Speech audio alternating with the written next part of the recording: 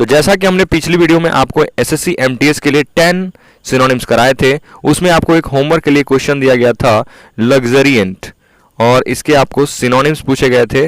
देखिए यहाँ पर है क्विकली, अबेंडेंट, अबेंडोन्ड एंड टायर्ड। तो इसका करेक्ट आंसर दिया है रंजन कुमार सिंह ने। उन्होंने बताया कि इसका आंसर होगा अबंडेंट, जो कि आंसर बिल्कुल सही है।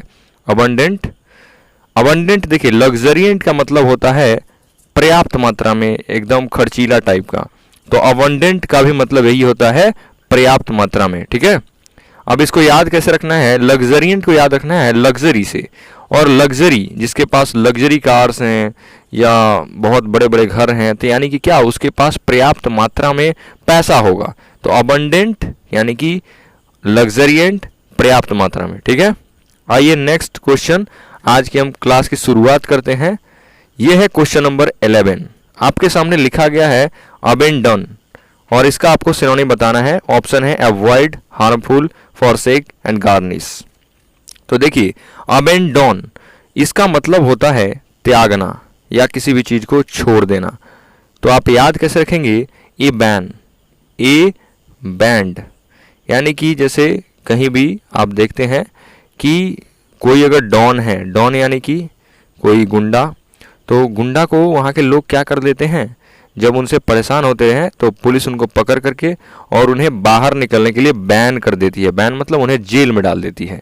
तो ए बैन डॉन यानी कि उनको लोग त्याग कर देते हैं, उस गुंडे को, डॉन को। तो अबेंडन का मतलब हो गया त्यागना। तो इस तरह से आप इसका सिनोनिम बता सकते हैं। फॉरसेक, ऑप्शन नंबर जो सी है इसका करेक्ट आंसर है। फॉरसेक का भी मतलब होता है त्यागना। अब बाकी जो वर्ड्स हैं इनका मीनिंग भी देख लेते हैं, आइए।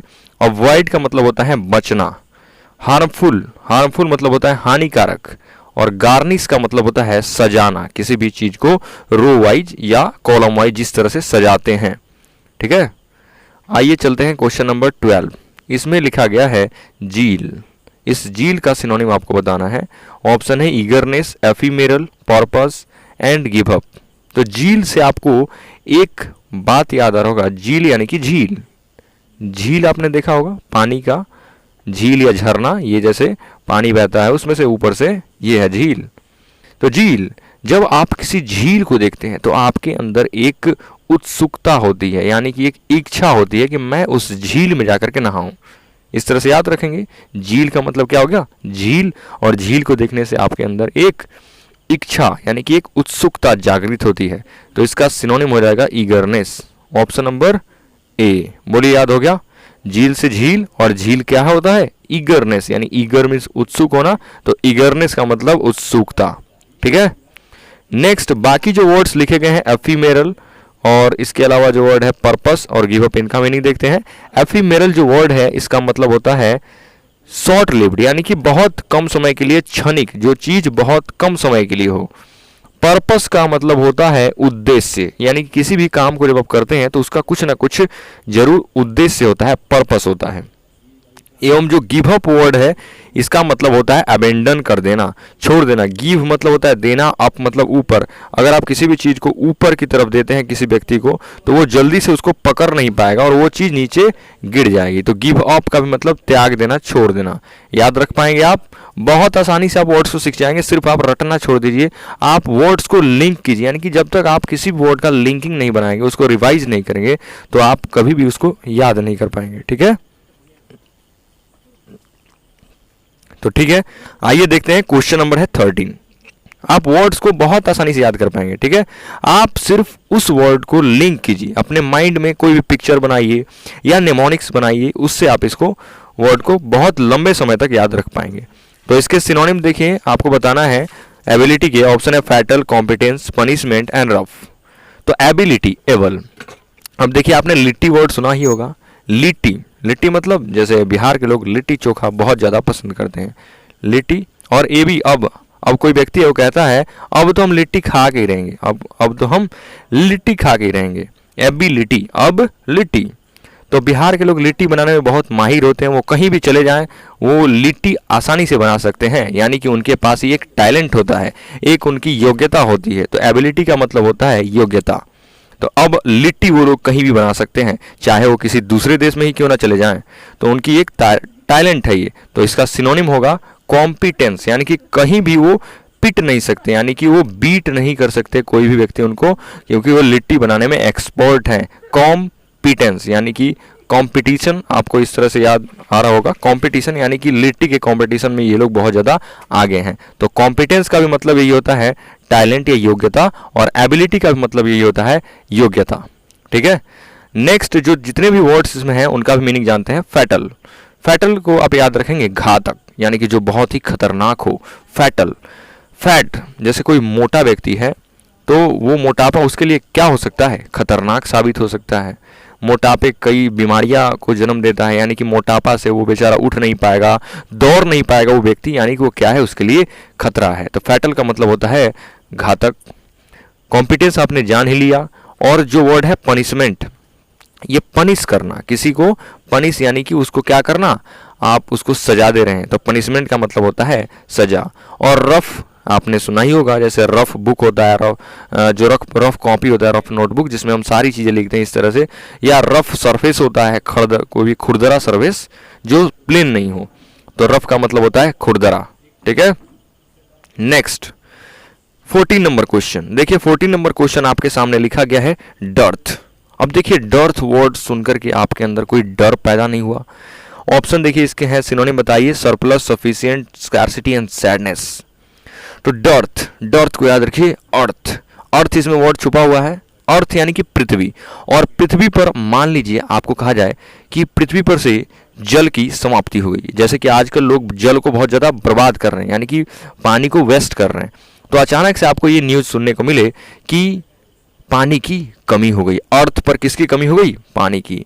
तो पानी की कमी यानी कि डर्थ का मीनिंग ही यही होता है कमी, किसी भी चीज़ की कमी होना। अर्थ पर पानी की कमी हो गई, तो कमी के लिए इसमें से वर्ड कौन सा आएगा, कमी के लिए आएगा इसमें से स्कैर्सिटी। स्कार मतलब कार और सिटी, इसमें देखिए कार है और सिटी है, यानी कि लोग अब जो सिटी में रहते हैं वो लोग सिटी छोड़ करके कहाँ जाएंगे, गाँव में अपने कार से।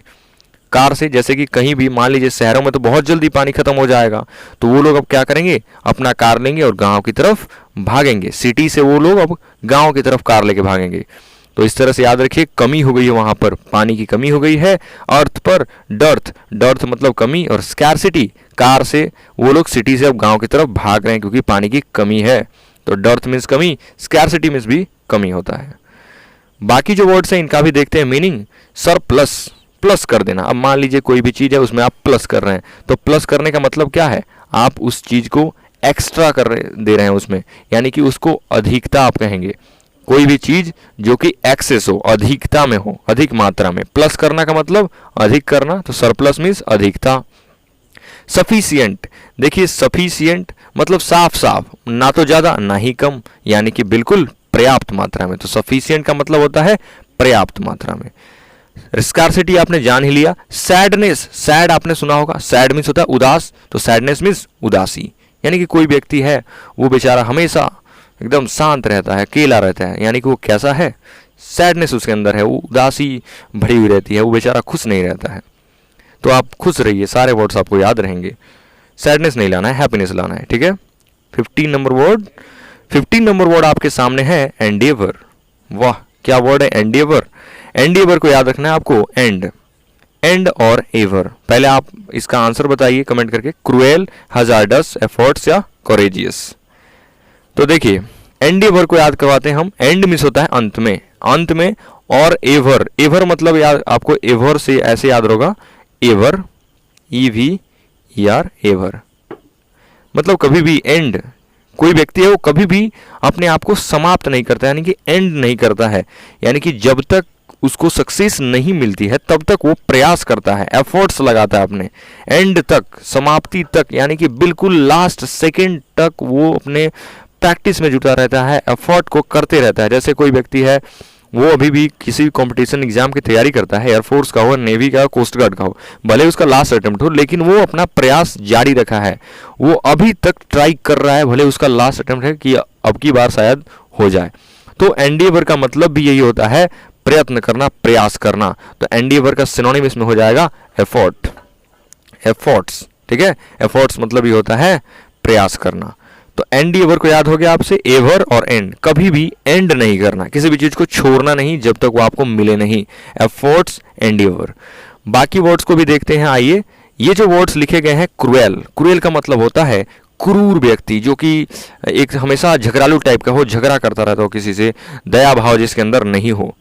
हैजार्डस का मतलब होता है हजार्ड, हजार्ड मतलब हजार, और डस, डस को याद रखिए, डस लेना, जैसे सांप होते हैं ना, तो अगर किसी व्यक्ति को हजारों सांप एकाएक डस लेते हैं तो वो क्या है उसके लिए, वो एक खतरा है, यानी कि वो मर सकता है। तो हजार्डस का मतलब हो गया खतरनाक, ठीक है। हजारों सांप अगर उसको डस लेते हैं, ये हजारों सांप अगर उसको क्या करते हैं, डस लेते हैं, तो वो व्यक्ति के लिए वो क्या है, खतरा हो सकता है, हजार्डस। एफर्ट्स आपने जान ही लिया। कॉरेजियस जो वर्ड है इसका मतलब होता है साहसी या साहस। देखिए कॉरेज मतलब होता है साहस, तो कॉरेजियस का मतलब हो गया साहसी, जिसके अंदर करेज हो, रेज हो, वो व्यक्ति क्या होगा, साहसी होगा। आइए चलते हैं नेक्स्ट वर्ड की तरफ, 16। बताते चलिए आपको क्या मजे आ रहे हैं, कमेंट बॉक्स में जरूर लिखिएगा अपना स्कोर, और वीडियो को अंत तक जरूर देखिए। देखिए आगे आपको यहाँ पर वर्ड दिया गया है कंसील। क्या आपको कंसील वर्ड पढ़ने से कुछ याद आया? देखिए ऑप्शन है इसके, bravery, attempt, bury and hide. तो कंसील, सील करना, सील आपने सुना होगा, आपने कोई भी, जैसे आप कोई भी, अभी गर्मी का मौसम चल रहा है तो कोई अगर आप कोल्ड ड्रिंक लेकर के आते हैं तो वो सील किया रहता है। सील मतलब क्लोज रहता है, बंद रहता है, छिपा हुआ रहता है, उसके अंदर क्या चीज़ है अभी आपको पता नहीं है। जब आप, जैसे कोई बॉक्स है, जब आप उस बॉक्स को खोलेंगे तो खोलने के बाद ही तो पता चलेगा कि उसके अंदर क्या है छुपा हुआ, यानी कि वो अभी क्या है, सील किया हुआ है। सील मतलब बंद, छुपा हुआ। तो इससे याद रखेंगे कॉन्सील का भी मतलब होता है छिपा हुआ या छिपाना, जिस तरह से आप याद रखें, छिपाना या छिपा हुआ। तो इसमें एक वर्ड आएगा जो कि हाइड, HIDE, जो हाइड वर्ड है इसका भी मतलब यही होता है छिपा हुआ, छिपाना। बोलिए याद हो गया, कंसील का सिनोनिम क्या हो जाएगा, हाइड। अब आइए बाकी जो वर्ड्स हैं इसका भी तो मीनिंग जानना है। तो देखिए ब्रेवरी, ये जो ब्रेवरी वर्ड है ये बना है ब्रेव से, तो ब्रेवरी का मतलब होता है बहादुरी। वेरी, वेरी वेरी, जैसे आप कहते हैं ना वेरी गुड, तो वेरी क्यों कहते हैं, क्योंकि वो व्यक्ति कोई अच्छा काम किया है, तो ब्रेवरी, तो ब्रेवरी मीन्स हो गया बहादुरी। अटेम्प्ट, अटेम्प्ट अभी आपने पढ़ा था, जैसे कि प्रयास करना, प्रयत्न करना, तो वही है एंडिएवर का, एंडिएवर, एफर्ट्स, अटेम्प्ट, सारे उसी के सिनोनिम है। और जो नेक्स्ट वर्ड है वेरी, इसका मतलब होता है वेरी, यानी कि आप कह सकते हैं सावधान रहना, कॉशियस, सावधान। वेरी का मतलब क्या होता है, कॉशियस। और एक वर्ड होता है, इसको भी आप जान लीजिए, वैरी, VARY। वैरी का मतलब होता है डिफरेंट, और WARY, वैरी का मतलब होता है कॉशियस, ठीक है, सावधान रहना, केयरफुल रहना। आइए देखते हैं नेक्स्ट क्वेश्चन नंबर जो है 17। 17 जो दिया गया है ये वर्ड है सिनॉप्सिस, और इसको यहाँ पर ऑप्शन बताइए, इसका सिनोनिम क्या होगा, ब्रीफ, डिस्टेंट, अफ्रेड एंड लेंदी। तो सिनॉप्सिस आप देख सकते हैं, सिनॉप, आप इसको याद रखिए, साइनो। अब बताइए क्या साइनो कहने से आपका कोई वर्ड बन रहा है, साइनो यानी कि सिनोनिम्स। हमने सिनोनिम्स नहीं लिखा, सिर्फ हमने क्या लिखा, साइनो लिखा, यानी कि हमने यहीं तक वर्ड लिखा साइनो। तो बताइए क्या आपने इस वर्ड को क्या किया, छोटा किया कि नहीं, सिनोनिम्स को आपने क्या किया, साइनो। साइनो यानी कि छोटा, और छोटा करना ही कहलाता है सिनॉप्सिस। किसी भी चीज को संक्षिप्त रूप में लिखना या करना वो कहलाता है सिनॉप्सिस। तो साइनो क्या है, एक शॉर्ट फॉर्म है सिनोनिम्स का। तो सिनॉप्सिस का यहां पर सिनोनिम है ब्रीफ। ब्रीफ मीन्स में क्या होता है, छोटा। जैसे ब्रीफ केस होता है ना, छोटा सा, जिसके अंदर सामान वगैरह कुछ भी रखते हैं, ब्रीफ केस। तो ब्रीफ का मतलब ये होता है छोटा, और सिनॉप्सिस तो आपको याद ही हो गया, साइनो, जो कि सिनोनिम्स का शॉर्ट फॉर्म है। बाकी वर्ड्स देखते हैं, यहां पर जो वर्ड लिखे गए हैं, देखिए डिस्टेंट का मतलब होता है दूर। डिस्टेंट जो वर्ड है ये बना है डिस्टेंस से, डिस्टेंस मतलब दूरी होता है, तो डिस्टेंट का मतलब होता है दूर। एफ्रेड का मतलब होता है डरा हुआ, एफ्रेड, फ्रेड। और लेंदी का मतलब होता है बहुत लंबा चौड़ा करके किसी भी चीज को बताना या लिखना। तो ये जो वर्ड है लेंदी, ये सिनॉप्सिस का एंटोनिम है, ठीक है। 18 नंबर क्वेश्चन देखिए, क्वेश्चन नंबर 18 आपके सामने लिखा गया है रिमोट, और इसके यहां पर देखिए ऑप्शन है automatic, savage, discover and far away. तो फार अवे। अब देखिए रिमोट, रिमोट का मतलब होता है, ये आपने रिमोट तो जरूर देखा होगा, इस तरह से घर में जो टीवी का रिमोट होता है, तो ये जो टीवी का रिमोट होता है तो इसमें बटन्स होते हैं और आप आसानी से यहाँ पर कहीं भी बैठ करके और टीवी को ऑन कर सकते हैं। मान लीजिए टीवी है तो रिमोट आप दूर से ही तो करते हैं, रिमोट से, या आप सटा करके नहीं करते, उसमें कनेक्टेड नहीं होता है। तो रिमोट से आप क्या करते हैं, किसी भी चीज़ को कंट्रोल करते हैं और दूर से करते हैं। तो रिमोट का मतलब यही होता है डिस्टेंस होना, दूर होना कहीं पे। तो इसका सिनोनिम इसमें हो जाएगा फार अवे। फार अवे का भी मतलब होता है दूर, ठीक है। रिमोट यानी कि आप रिमोट से कंट्रोल करते हैं टीवी को दूर से बैठ करके, तो रिमोट का मतलब हो गया दूरस्थ, दूर स्थित, फार अवे। बाकी जो वर्ड्स है यहाँ पर, ऑटोमेटिक मतलब होता है स्वचालित, ऑटो मीन्स होता है खुद से चलने वाला, ऑटोमेटिक। सेवेज, सेवेज का मतलब होता है असभ्य, या जो लोग अनसिविलाइज होते हैं उन्हें हम कहते हैं सेवेज। डिस्कवर का मतलब होता है किसी भी चीज को खोज निकालना, खोजना, डिस्कवर करना। क्वेश्चन नंबर देखते हैं 19, जो कि सेकेंड एंड लास्ट क्वेश्चन है। देखिए यहां पर वर्ड है इनोक्यूअस और इसके ऑप्शन है हार्मफुल, डिस्ट्रक्टिव, हार्मलेस, ऑब्नॉक्सियस। तो देखिए यहां पर जो इनोक्यूअस वर्ड है, इस इनोक्यूअस को आप याद रखेंगे इनो से। क्या आपने इनो के बारे में सुना है? इनो, जब आपके पेट में या कहीं भी किसी को गैस होती है तो इनो पीते हैं। इनो क्या होता है, जैसे इनो होता है, वो इनो को पीने से गैस मतलब कम होता है, इस तरह से आप याद रखेंगे। तो इनो कैसा होता है, क्या वो किसी को कोई हानि पहुंचाता है? नहीं, वो तो लाभदायक होता है, गैस को कम करता है। तो इनो यानी कि हो गया हार्मलेस, जो लेस, हार्मलेस करता हो, यानी कि हानि नहीं होती हो, जिससे अहानिकर हो। तो इसका सिनोनिम हो जाएगा हार्मलेस। अब बाकी वर्ड्स इनको भी देखिए जो यहाँ पर लिखे गए हैं। हार्मफुल का मतलब होता है हानिकारक, जो कि एंटोनिम है इसका। डिस्ट्रक्टिव मतलब होता है बर्बाद करना, और ऑब्नॉक्सियस का भी मतलब हार्मफुल ही होता है। नेक्स्ट जो कि लास्ट क्वेश्चन है 20, और इसका क्वेश्चन जैसे कि हमने कल आपको एक क्वेश्चन दिया था होमवर्क के लिए, तो ये भी आपका क्वेश्चन है होमवर्क में। ये क्वेश्चन का आंसर जरूर दीजिए और आप बताइएगा कि आपको इस क्लास में मजा आया कि नहीं, आपको ये सारे वर्ड्स याद हुए हैं या नहीं हुए हैं।